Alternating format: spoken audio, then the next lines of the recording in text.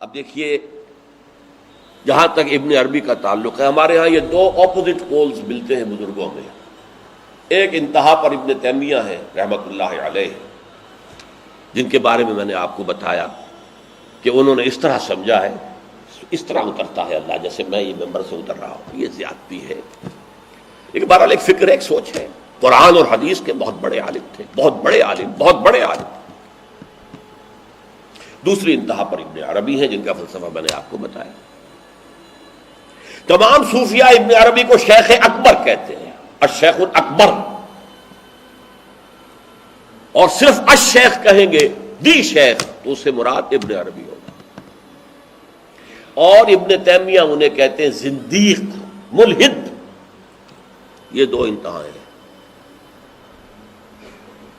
ہمارے ہاں جو عام طور پر اہل حدیث حضرات ہیں وہ ابن تیمیہ کے فالوورز ہیں ان عقائد میں. ان کے ہاں تصور کیا ہے؟ اللہ تعالی ہر جگہ اگر ہے تو صفاتی اعتبار سے، ذاتی اعتبار سے نہیں. وہ تو اپنی جگہ عرش پر ہے، ساتویں آسمان کے اوپر عرش ہے، عرش کے اوپر کرسی ہے، کرسی پر وہ ہے. اب اس میں ایک طرح کی تجسیم بھی آ گئی، محدودیت بھی آ گئی. اس کائنات میں تو اللہ ہے ہی نہیں، تو پھر اللہ محدود ہو گیا نا، وہ تو کسی خاص جگہ پر ہو گیا نا. ایک تصور یہ ہے. اور عام آدمی یہ بھی سمجھے تو ٹھیک ہے، اسے یہ معلوم رہے کہ اللہ ہی رازق ہے، اللہ ہی خالق ہے، اللہ ہی مصیبت سے نجات دلانے والا ہے، اللہ ہی مشکل کشا ہے، اللہ ہی حاجت روا ہے، اللہ ہی، یہ بس اسے معلوم ہو، توحید مکمل ہو گئی. لیکن فلسفہ کچھ اور شے ہے، فلسفہ کچھ اور سوالات پیدا کرتا ہے. جیسے میں نے کہا ہے صفات ذات حق، حق سے جدا یا عین ذات. اب یہ فلسفہ ہے. صفات باری تعالی اگر قدیم ہے صفات تو یہ غصہ، یہ تو قدیم نہیں ہو سکتا. غصہ تو کسی کام پر آیا، خوشی تو کسی کام پر ہوئی، یہ قدیم کیسے ہوگا؟ تو عین یا غیر، لا عین ولا غیر. اور جس کی میں تعبیر کرتا ہوں کہ من وجہ عین ذات ومن وجہ آخر غیر ذات. اب اس سلسلے میں علامہ اقبال نے جو بات کہی ہے، جو پروفیسر یوسف سلیم چشتی مرحوم نے مجھے بتایا تھا کہ انتقال سے صرف 3 ماہ قبل یہ اشعار کہے. وحدت الوجود کے، پینتھیزم کے، دونوں کے شدید مخالف تھے علامہ اقبال شروع میں. اسی لیے وہ حافظ کو بھی بہت بڑا گمراہ کن شاعر سمجھتے تھے، اس لیے کہ وحدت الوجود کے عامیانہ انداز میں جو ہے وہ شاعری میں جب اس کو آ گیا ہے تو عوام کے زبان پر جب چڑھا ہے تو وہ اس کے ڈانڈے پینتھیزم سے مل گئے، عوام کے اندر اس کا تصور یہ ہو گیا. لیکن آخر میں انہیں بھی آنا پڑا ہے. تو اے ناداں دل آگاہ دریاب، اے نادان وہ دل تلاش کر جو آگاہ ہو، ہر چیز سے واقف ہو. لا موجود الا اللہ دریاب، لا موجود الا اللہ. وہ جو میں نے آپ سے عرض کیا تھا نا کہ لا الہ الا اللہ کے 3 لیولز ہیں. لا معبود الا اللہ، لا مطاع الا اللہ، لا حاکم الا اللہ، ان الحکم الا للہ، لا رازق الا اللہ، لا خالق الا اللہ. اور دوسرا لیول لا مطلوب الا اللہ، لا مقصود الا اللہ، لا محبوب الا اللہ. اور تیسرا لیول لا موجود الا اللہ.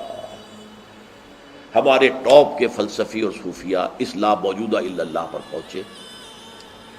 اور 12ویں صدی کے مجدد اعظم شاہ ولی اللہ دہلوی رحمۃ اللہ علیہ، انہوں نے اس میں قول فیصل کہا کہ محی الدین ابن عربی کی وحدت الوجود اور شیخ احمد سرہندی کی وحدت الشہود میں باریک سا فرق ہے تعبیر کا، ورنہ وہ ایک ہی ہے. اور اس کو انہوں نے عنوان دیا توحید وجودی. ہندوستان میں ہمارے بڑے ٹاپ کے شاعروں میں سے تھے عبد القادر بیدل فارسی کے. اس وقت تک ابھی اردو کا وجود ہی نہیں تھا، اردو تھی نہیں ہندوستان میں اس وقت. تو شیخ عبد القادر بیدل جو ہیں وہ وحدت الوجود کے بہت بڑے قائد تھے.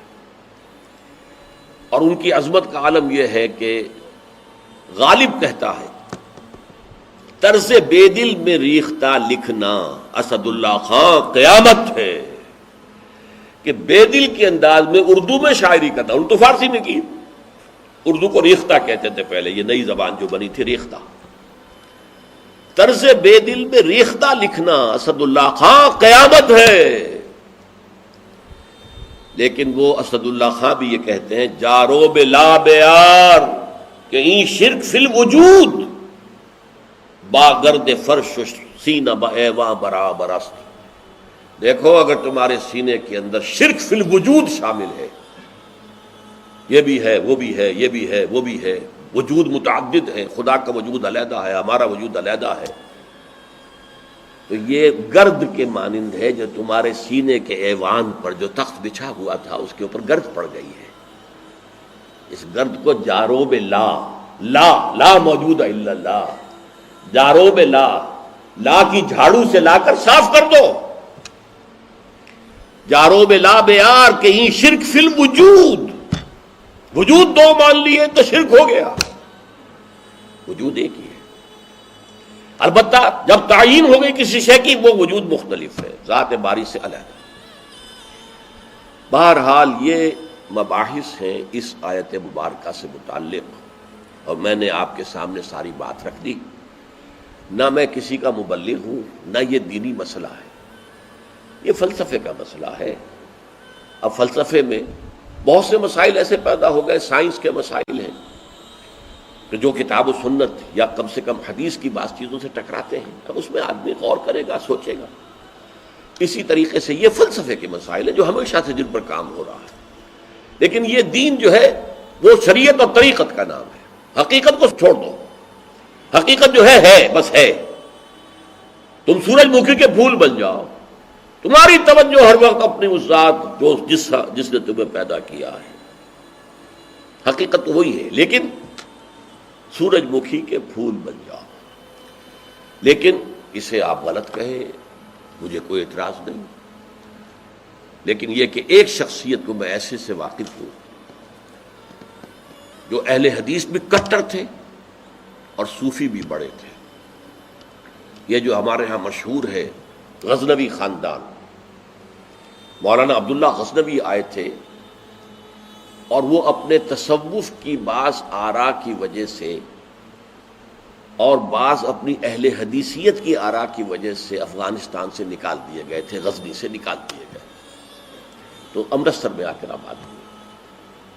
ان کی اولاد ہے یہ غزنوی خاندان، ان میں مولانا داؤد غزنوی رحمۃ اللہ علیہ سے میرا بڑا قرب رہا ہے۔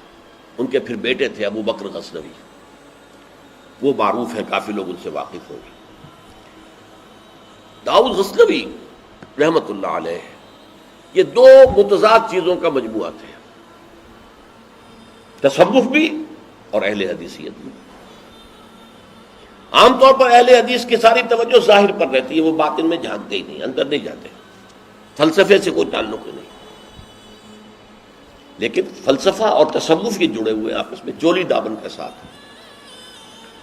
انہوں نے ایک دفعہ منٹگمری میں جو اب سائیوال کہلاتا آ کر تقریر کی، اہل حدیث مسجد تھی، میں بھی گیا ہوا تھا سننے کے لیے۔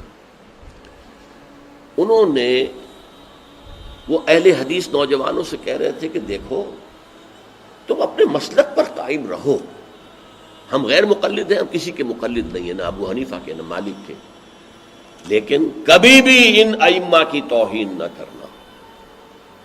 یہ ہمارے عام نوجوان جو کہتے ہیں ابو حنیفہ کو کیا پتا تھا، ابو حنیفہ کے پاس تو علم ہی نہیں تھا، ابو حنیفہ تو جو ہے علم حدیث میں کورے، یہ توہین کے الفاظ کبھی استعمال نہ کریں۔ اچھا، اس واعظ کے ساتھ انہوں نے مثال دی کہ دیکھیے شیخ محی الدین ابن عربی رحمۃ اللہ علیہ کے سب سے بڑے مخالف شیخ احمد سرہندی رحمۃ اللہ علیہ تھے، دونوں کے لیے رحمۃ اللہ علیہ کہا۔ میں حیران ہو گیا، یہ وہابی آدمی، کٹر وہابی اہل حدیث، اور یہ شیخ ابن عربی رحمۃ اللہ علیہ کہہ رہا۔ خیر میرے دل پر بھی اثر ہوا کہ بڑی وسعت ہے ان کے فکر و نظر میں۔ میری اہلیہ کے چچا تھے، ان کے ایک بیٹے، سب سے چھوٹے بیٹے یہاں مجمع میں موجود بھی ہیں، شیخ فضل الرحمان مرحوم۔ ان کے بہت گہرے تعلقات تھے یہ جو خاندان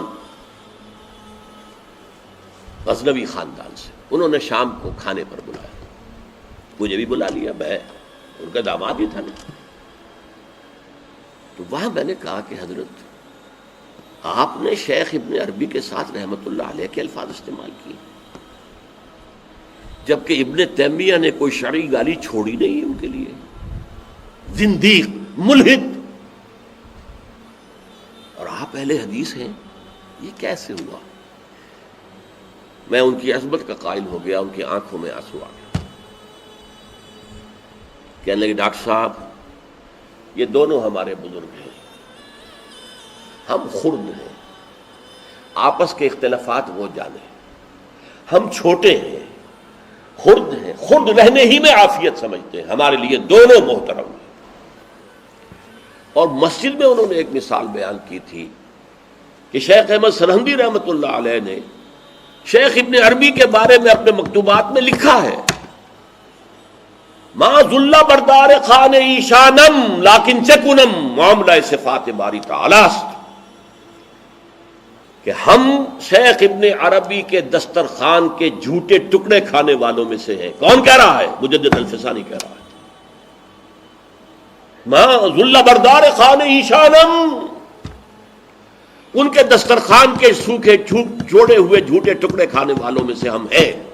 لیکن چکنم، لیکن کیا کریں، معاملہ سے بات باری تعالیٰ، یہ باری تعالیٰ کی صفات کا معاملہ ہے، ہمیں اختلاف کرنا پڑ رہا ہے، اختلاف ہم کر رہے ہیں، لیکن ہم ان کے دسترخوان کے جھوٹے ٹکڑے کھانے والے. یہ کہہ رہے ہیں شیخ احمد سرہندی رحمۃ اللہ علیہ، جن کے بارے میں مشہور ہے کہ ابن عربی کا یا تو مخالف اول ابن تیمیہ رحمۃ اللہ علیہ، اور یا پھر مخالف دوم جس نے جوابی فلسفہ پیدا کیا وہ شیخ احمد سرہندی رحمۃ اللہ علیہ. تو یہ ہے کہ ان چیزوں کے بارے میں اپنے سینوں کو وسعت دیجیے. آپ ابن عربی کی بات کو چھوڑ دیجیے، پھینک دیجیے، لیکن توہین نہ کیجیے، اس کو خام خواہ کفر سے تعبیر نہ کیجیے. یہ چیزیں جو ہیں، اور پھر ہمارے سارے صوفیہ جو اس کے قائل ہیں، پھر ان سے بدزنی ہو گئی. میں صرف اس لیے کہ وہ بدزنی اور دلی نفرت کا معاملہ ختم ہو جائے، میں یہ ساری بحث اس لیے کیا کرتا ہوں، ورنہ میرے عام دروس میں ان مسائل پر گفتگو نہیں ہوتی. بڑے گہرے مسائل ہیں اور ان کا سمجھنا عام لوگوں کے لیے ممکن بھی نہیں ہے، بلکہ عام آدمی کے، یہ جس کو کہتے ہیں نا ہوشدار کے رہ بردب تیغست قدم را، ہوشیار رہ جاؤ، یہ تم جو چل رہے ہو یہ تلوار کی دھار کی طرح کا راستہ ہے، کاٹ کے رکھ دے گا تمہیں. جیسے ہم کہتے ہیں پل صراط جو ہے وہ بال سے زیادہ باریک ہوگا اور تلوار کی دھار سے زیادہ تیز ہوگا، جس پر سے گزرنا ہے قیامت میں. یہ کہاوت ہے.